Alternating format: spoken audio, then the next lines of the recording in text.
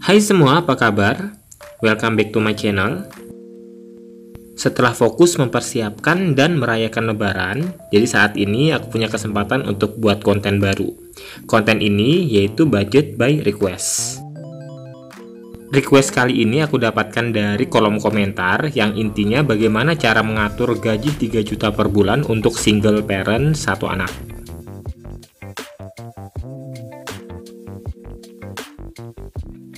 Merencanakan keuangan bukan hanya mengatur uang masuk dan keluar saat ini, akan tetapi kita perlu juga merencanakan untuk bulan berikutnya, perencanaan 1 tahun berikutnya, 10 tahun, bahkan 50 tahun kemudian. Mengutip dari buku Hemat Bisa Miskin, Boros Pasti Kaya oleh Rina Dewi Lina, mengatur uang masuk dan keluar dan berusaha mencukupi setiap bulannya adalah langkah awal. Namun, perencanaan keuangan bukan hanya mengatur uang masuk dan keluar saat ini, tetapi merencanakan keuangan untuk masa yang akan datang. Dengan perencanaan keuangan, kita akan melihat dan merencanakan gambaran besar dari kehidupan kita di masa mendatang.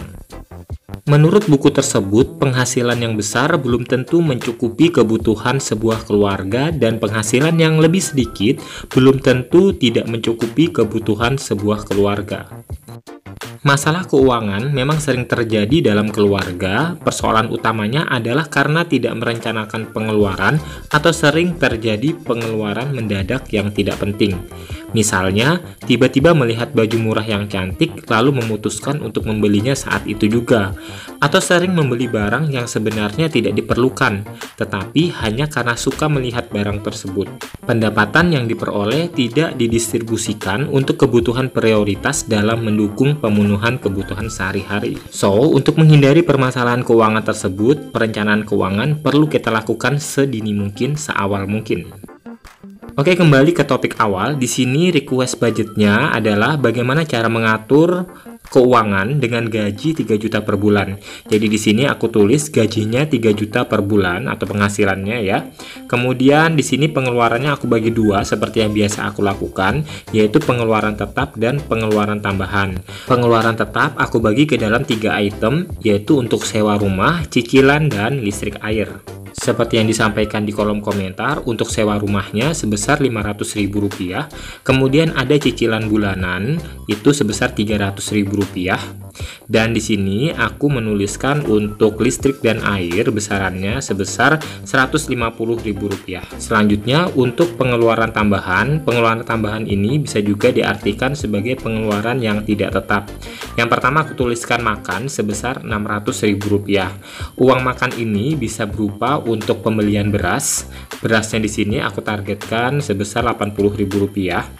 Tapi ini tergantung dari kebutuhan masing-masing keluarga, karena dia itu berupa satu orang ibu dan anak, berarti hanya 2 orang tanggungannya. Jadi aku anggap Rp80.000 itu cukup. Kalaupun nantinya ada lebih, bisa ditransfer ke item lain, tapi kalau misalnya kurang, nanti sistemnya subsidi silang aja. Kemudian belanja mingguannya ini aku targetkan Rp100.000. Bisa jadi kurang ya, jadi tergantung apa yang kita belanjakan. Kemudian jajan per minggu itu sebesar Rp20.000 atau anggap aja untuk snack ya. Kemudian dari sini bisa kita simpan untuk uang makan ini 10.000. Mungkin kita bisa buat kayak semacam saving challenge 10.000 per minggunya, jadi itu kayak tantangan aja, mudah-mudahan bisa. Tapi kalau misalnya tidak bisa ya 10.000-nya bisa dimasukkan ke dalam kebutuhan yang lain. Kemudian pengeluaran selanjutnya untuk keperluan anak, karena memiliki satu anak, jadi di sini aku tuliskan budgetnya Rp250.000. Tergantung anaknya, kalau misalnya masih balita mungkin bisa digunakan untuk pembelian popok atau susu. Kemudian kalau anaknya sudah dewasa atau besar, ya umur 7 tahun ke atas, mungkin dibuat kayak uang jajannya. Kalau nilai Rp250.000 ini dinilai terlalu besar, mungkin bisa disubsidi silang kelebihannya. Selanjutnya untuk transport itu aku budgetkan Rp150.000. Kemudian untuk skincare Rp200.000. Menurutku skincare yang paling utama itu nggak semua harus kita beli dan harus kita miliki. Harga itu tergantung ya. Jadi skincare yang kita beli ini tergantung kebutuhan dari kulit kita. Nggak harus mahal, tetapi sesuaikan dengan apa yang dibutuhkan. Nah, di sini aku masukkan ada 4 item skincare yang memang wajib kita miliki. Yang pertama dari body lotion, body wash, facial wash, sampai dengan sunscreen. Jadi 4 item skincare ini yang wajib kita miliki untuk menghindari penuaan dini. Untuk pembelian kosmetik itu hanya menyesuaikan aja dengan budget yang ada, nggak harus kita beli secara berlebihan. Yang penting kebutuhan untuk perawatan kulit kita utamakan, dan menurutku 4 item ini menjadi yang utama. Kemudian kalau misalnya kita perlukan untuk pelembab, kita bisa mencari sunscreen yang sudah include dengan pelembabnya, jadi otomatis kita nggak perlu beli paket terpisah. Selanjutnya untuk pulsa atau internet, ini adalah kebutuhan utama juga untuk komunikasi ya. Aku targetkan 100.000, kalau misalnya kurang bisa subsidi silang aja. Dan yang terakhir adalah keperluan bulanan atau kebutuhan bulanan. Kebutuhan bulanan ini bisa diantaranya untuk membeli minyak goreng, atau membeli sabun cuci baju, atau lain sebagainya, yang intinya itu kebutuhan setiap bulan. Tapi biasanya kebutuhan bulanan ini itemnya itu tergantung apa yang dibutuhkan saat itu, jadi setiap bulannya bisa jadi berbeda ya. Kemudian untuk tagihan-tagihan seperti tagihan sampah misalnya, tagihan keamanan, atau untuk TV kabel misalnya, aku targetkan Rp100.000. Total untuk pengeluaran tetap itu sebesar Rp950.000, sementara untuk total pengeluaran tambahan atau pengeluaran rupa-rupa senilai Rp1.550.000. Total pengeluaran, baik itu pengeluaran tetap dan pengeluaran tambahan, adalah Rp2.500.000. Kemudian pendapatan dikurangkan dengan total pengeluaran, sisanya adalah Rp500.000. Jadi nilai Rp500.000 inilah yang nantinya akan dibagi ke dalam dana darurat dan tabungan wajib bulanan. Ketika pertama kali membuat perencanaan keuangan, memang penentuan berapa besaran dana darurat dan tabungan itu biasanya kita lakukan di akhir setelah penghasilan dikurangkan dengan total pengeluaran, rincian pengeluaran yang memang sudah kita buat sedetil mungkin.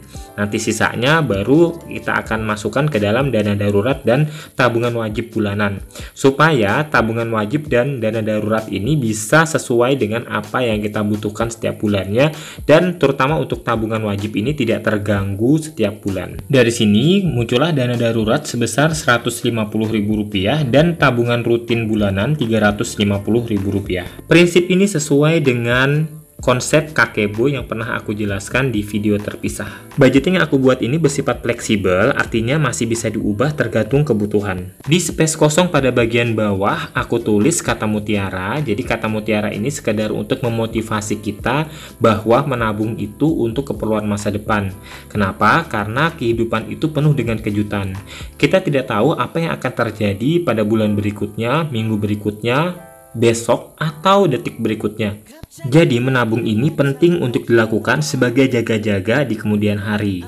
Misalnya esok kita mendapatkan musibah, mudah-mudahan tidak terjadi.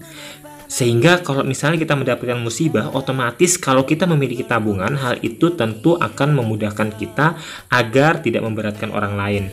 Tetapi kalau kita tidak memiliki tabungan, otomatis kita akan cari pinjaman sana-sini untuk menutupi kebutuhan kita saat itu. Sehingga otomatis kita akan terlilit utang nih.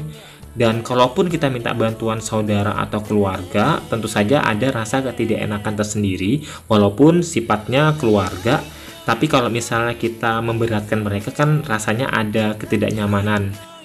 Menurutku, agar arus keuangan kita itu tetap sehat, kita perlu mencari penghasilan tambahan. Kalaupun kita harus menekan biaya pengeluaran kita setiap hari, setiap bulannya, maka itu tentu saja akan membuat kita menderita dalam tanda kutip ya. Tapi kalau misalnya kita bisa mendapatkan penghasilan tambahan, tentu akan menjadi lebih nyaman untuk kitanya dan tentu saja lebih sejahtera. Untuk mencari penghasilan tambahan, kita cukup melihat potensi yang ada di lingkungan kita. Mungkin saja kita bisa melihat peluang untuk mendapatkan penghasilan tambahan tersebut atau pendapatan sampingan lah ibaratnya. Karena intinya kayak gini, tujuan keuangan itu sebenarnya akan lebih memungkinkan untuk dicapai apabila kesehatan arus kasnya itu terjaga dengan baik. Nah, orang-orang kita ini kebanyakan terbalik saat menyusun skala prioritas keuangan dan berusaha memperbaiki keuangan dengan menekan pengeluaran. Sebenarnya itu sah-sah aja, boleh-boleh aja. Tapi kalau dilakukan secara terus-menerus, maka kitanya sendiri tidak akan sejahtera dan akan seperti itu terus. Tapi kalau misalnya kita bisa mencapai arus kas yang sehat, maka mencari penghasilan tambahan adalah solusinya. Oke, sampai di sini video budgeting kali ini, dan intinya budgeting yang aku buat ini masih bersifat fleksibel, jadi tergantung dari apa yang dibutuhkan di masing-masing rumah tangga. Oke, thanks for watching, see you next video.